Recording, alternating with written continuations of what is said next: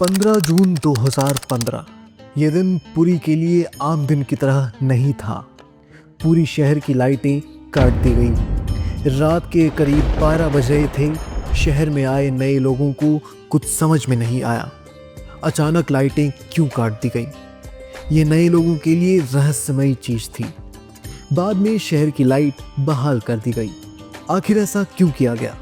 Light काटने का रहस्य क्या था? ये सवाल लोगों के मन में कसोटने लगा था। दरअसल इस रहस्यमयी घटना का तार भगवान कृष्ण से जुड़ा है। पौराणिक कथा के अनुसार जगन्नाथ मंदिर की मूर्तियां हर 12 साल के बाद बदली जाती है।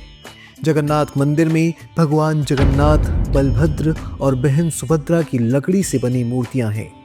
इन मूर्तियों को हर 12 साल में बदलने की परंपरा सदियों से चली आ रही है। ऐसा क्यों होता है, इस वीडियो में हम जानने की कोशिश करेंगे। लेकिन इस वीडियो में आगे बढ़ने से पहले हमारे चैनल को सब्सक्राइब करना और बेल आइकन दबाना न भूलें। पौराणिक शास्त्रों में यह बताया गया है कि जब भगवान श्री कृष्ण ने अपना देह त्याग कर वैकुंठ धाम चले गए, उस समय उनका दिल पुरी में ही रह गया। आज भी वो मूर्तियों के बीच ब्रह्म रूप में मौजूद हैं। ऐसी मान्यता है कि जिस समय श्री कृष्ण का अंतिम संस्कार हुआ, वह अपना हृदय छोड़ गए। यहाँ की मूर्तियों में साक्षात रूप में भगवान जगन्नाथ मौजूद होते हैं, इसलिए उनके पूजन को आज भी भक्त शुभ मानते हैं। यही नहीं, जिस समय मूर्तियाँ बदली जाती हैं उस समय पूरे शहर की बत्तियाँ बंद कर दी जाती हैं और हर जगह अंधेरा कर दिया जाता है। ऐसा इसलिए किया जाता है ताकि मूर्तियों को बदलने की प्रक्रिया को गोपनीय रखा जाए। कहा जाता है कि मूर्तियों को बदलते समय केवल एक मुख्य पुजारी वहां मौजूद होता है और उनकी आंखों पर भी पट्टी बंधी होती है। ऐसा इसलिए किया जाता है ताकि मूर्तियों को बदलने की प्रक्रिया पूरी तरह से गोपनीय रहे। जगत के नाथ यहाँ अपने बड़े भाई बलभद्र और बहन सुभद्रा के साथ विराजते हैं। तीनों ही देव प्रतिमाएं काष्ठ से बनी हुई हैं। पवित्र वृक्ष की लकड़ियों से पुनः मूर्तियों की प्रतिमा बनाकर फिर से उन्हें एक बड़े आयोजन के साथ प्रतिष्ठित किया जाता है। वेदों के अनुसार भगवान हलधर ऋग्वेद के स्वरूप हैं, श्री हरि नृसिंह सामवेद स्वरूप हैं, सुभद्रा देवी यजुर्वेद की मूर्ति हैं और सुदर्शन चक्र अथर्ववेद के स्वरूप माने जाते हैं। यहाँ श्री हरि दारुमय रूप में विराजमान हैं। चारों प्रवेश द्वारों पर हनुमान जी विराजमान हैं, जो कि श्री जगन्नाथ जी के मंदिर की सदैव रक्षा करते हैं। शास्त्रों के अनुसार विश्वकर्मा जब मूर्ति बना रहे थे, तब राजा के सामने शर्त रखी कि वे दरवाज़ा बंद करके अपनी मूर्ति बनाएंगे। जब तक मूर्तियां नहीं बन जाती हैं, तब तक अंदर कोई भी प्रवेश नहीं करेगा। यदि दरवाज़ा पहले खुल गया तो वे मूर्ति बनाना छोड़ देंगे। बंद दरवाजे के अंदर मूर्ति का निर्माण चल रहा है या नहीं, यह जानने के लिए राजा हर दिन दरवाजे के बाहर खड़े होकर मूर्ति बनने की आवाज़ सुनते थे। एक दिन राजा को अंदर से कोई आवाज़ सुनाई नहीं दी। उनको लगा कि विश्वकर्मा काम छोड़कर चले गए हैं। राजा ने दरवाज़ा खोल दिया और शर्त के अनुसार विश्वकर्मा वहां से गायब हो गए। भगवान जगन्नाथ, बलभद्र और देवी सुभद्रा की मूर्तियां अधूरी ही रह गईं। उसी दिन से आज तक मूर्तियां इसी प्रकार में यहाँ विराजमान हैं।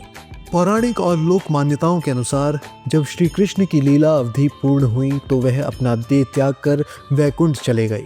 उनके पार्थिव शरीर का पांडवों ने दाह संस्कार किया, लेकिन इस दौरान उनका दिल जलता रहा। पांडवों ने उनके जलते हुए दिल को जल में प्रवाहित कर दिया।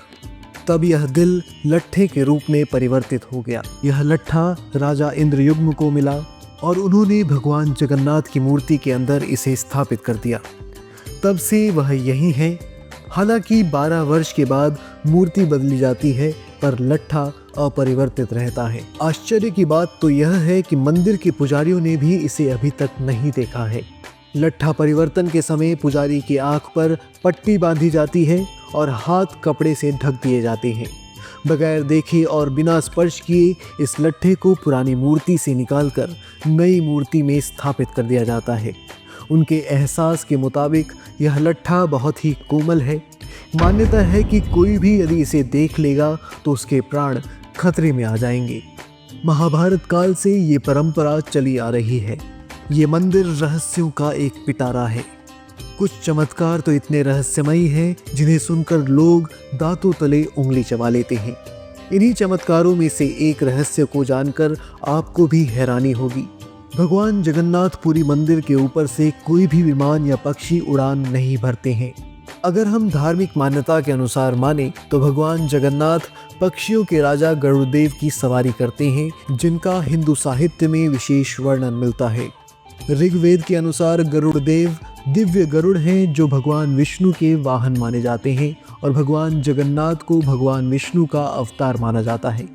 इसलिए यह मान्यता है कि पक्षियों के राजा गरुड़देव स्वयं मंदिर की रक्षा कर रहे हैं और इसलिए पक्षी मंदिर के ऊपर से उड़ने से डरते हैं।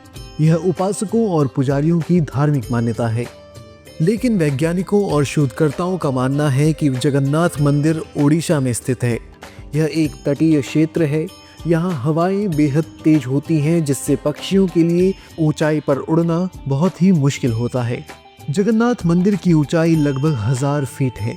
जगन्नाथपुरी मंदिर के ऊपर से हवाई जहाज क्यों नहीं उड़ते हैं? क्योंकि मुख्य रूप से पुरी किसी भी उड़ान मार्ग के अंतर्गत नहीं आते हैं। ऐसा नीलचक्र की उपस्थिति के कारण होता है। नीलचक्र एक 8 धातुओं से बना चक्र है जिसे जगन्नाथ मंदिर पुरी के ऊपर रखा गया है। माना जाता है कि यह धातु सभी वायरलेस संचार को अवरुद्ध करती है। इस प्रकार इस क्षेत्रफल में हवाई जहाज उड़ाना खतरनाक हो सकता है। इसलिए माना जाता है कि जगन्नाथ पुरी के ऊपर से हवाई जहाज नहीं उड़ते हैं। भगवान जगन्नाथ के मंदिर के ऐसे चमत्कार हैं जिनका जवाब विज्ञान के पास भी नहीं है। मंदिर के ध्वज हवा के विपरीत दिशा में लहराते हैं, जो इन्हीं चमत्कारों में से एक है। इसके पीछे एक पौराणिक मान्यता है जिसका संबंध हनुमान जी से जुड़ता है। पौराणिक कथा के अनुसार समुद्र की आवाज़ के कारण भगवान विष्णु को आराम करने में परेशानी होती थी। जब ये बात हनुमान जी को पता चला तो उन्होंने समुद्र से कहा, तुम अपनी आवाज़ रोक लो क्योंकि मेरे स्वामी तुम्हारे शोर के कारण विश्राम नहीं कर पा रहे हैं। तब समुद्र ने कहा कि ये मेरे वश में नहीं है। जहाँ तक पवन वेग चलेगा वहाँ तक मेरी आवाज़ जाएगी। आपको इसके लिए अपने पिता पवनदेव से विनती करनी चाहिए। तब हनुमान जी ने अपने पिता पवनदेव का आह्वान किया और उनसे कहा कि आप मंदिर की दिशा में न बहें। पवनदेव ने कहा कि यह संभव नहीं है। इसके लिए पवनदेव ने हनुमान जी को एक सुझाव दिया। अपने पिता द्वारा बताए गए उपाय के अनुसार हनुमान जी ने अपनी शक्ति से खुद को 2 भागों में विभाजित कर लिया और फिर वे वायु से भी तेज गति से मंदिर के आसपास चक्कर लगाने लगे। इससे वायु का ऐसा चक्र बना कि समुद्र की ध्वनि मंदिर के भीतर न जाकर मंदिर के आसपास ही घूमती रहती है और मंदिर में श्री जगन्नाथ आराम से विश्राम करते हैं। इसी कारण से मंदिर का ध्वज भी हवा की विपरीत दिशा में बहता है। मंदिर को लेकर कहा जाता है कि मंदिर का ध्वज हर रोज बदला जाता है। जगन्नाथपुरी में लहराने वाला झंडा 20 फीट का त्रिकोणीय झंडा है जिसे हर दिन बदला जाता है। इसे बदलने की जिम्मेदारी चोल परिवार के पास है। वे 800 सालों से हर दिन निर्धारित समय पर ऐसा करते आ रहे हैं। पौराणिक मान्यता है कि अगर झंडा हर दिन नहीं बदला जाता है तो मंदिर अपने आप 18 सालों के लिए बंद हो जाएगा। जगन्नाथ मंदिर के शिखर पर फहराया गया ध्वज काफ़ी दूर से दिखाई देता है। इसके अलावा एक और पौराणिक मान्यता भी इससे जुड़ी हुई है, जिसके अनुसार भगवान जगन्नाथ ने एक सपने में देखा कि उनका झंडा पुराना और फटा हुआ है। अगले दिन पुजारियों ने भी पाया कि झंडा वाकई पुराना हो गया है और तब से उन्होंने रोज़ाना झंडा बदलना शुरू कर दिया। झंडे को भगवान जगन्नाथ का प्रतीक माना जाता है। प्रत्येक दिन नया झंडा फहराना भगवान के प्रति भक्ति और प्रेम का प्रतीक माना जाता है। ऐसा माना गया है कि पुराना झंडा नकारात्मक ऊर्जा को सोख लेता है, इसलिए इसे बदलकर नया झंडा लगा दिया जाता है। जगन्नाथ मंदिर से एक और रहस्य जुड़ा है जो काफ़ी रहस्यमयी है। पौराणिक कथाओं के अनुसार इस मंदिर की सीढ़ियों पर यमराज का वास है और यहाँ कोई भी भक्त कदम नहीं रखता है। इससे जुड़ी एक पौराणिक कथा भी बहुत प्रचलित है। पौराणिक कथा के अनुसार जब लोग भगवान जगन्नाथ के दर्शन करके पाप मुक्त होने लगे थे तो यह देखकर यमराज भगवान श्री जगन्नाथ के पास पहुँचे और उनसे कहा कि इस मंदिर में आपके दर्शन करने से पाप मुक्ति सबसे सरल उपाय हो गया है। लोग आपके दर्शन मात्र से ही पाप मुक्त होने लगे हैं और उन्हें मोक्ष की प्राप्ति होने लगी है। इससे कोई भी आत्मा यमलोक नहीं आती है। यह बात सुनकर भगवान जगन्नाथ ने यमराज से कहा, आप मंदिर के मुख्य द्वार की तृतीय सीढ़ी पर अपना स्थान ग्रहण कर लें, जिसे यमशिला के रूप में जाना जाएगा। जो भी व्यक्ति मेरे दर्शन के बाद इस शिला पर पैर रखेगा उसके सभी पाप शून्य हो जाएंगे और उसे यमलोक जाना पड़ेगा। जगन्नाथ मंदिर में 22 सीढ़ियां हैं, जिसमें प्रवेश करते समय जो तीसरी सीढ़ी है उसे यम की सीढ़ी कहा जाता है। जो लोग मंदिर में प्रवेश करते हैं उन्हें इस पर पैर न रखने की सलाह दी जाती है। लोगों का इस सीढ़ी पर ध्यान जाए इसलिए इसकी शिला काले रंग की है। ऐसा कहा जाता है कि अगर आप दर्शन करने के बाद तीसरी सीढ़ी का ध्यान रखना बहुत ज़रूरी होता है। अगर आप तीसरी सीढ़ी का ध्यान नहीं रखते हैं और उस पर पैर रख देते हैं तो दर्शन के सभी पाप शून्य हो जाएंगे। मंदिर को लेकर कहा जाता है कि गुंबद की परछाई नहीं बनती है। इसे लेकर कहा जाता है कि मंदिर का स्थान और डिज़ाइन इस तरह बनाया गया है कि यह सूर्य के सीधा संपर्क में होता है, यानी सूर्य की किरणें बिना परछाई बनाए सीधे मंदिर पर पड़ती हैं।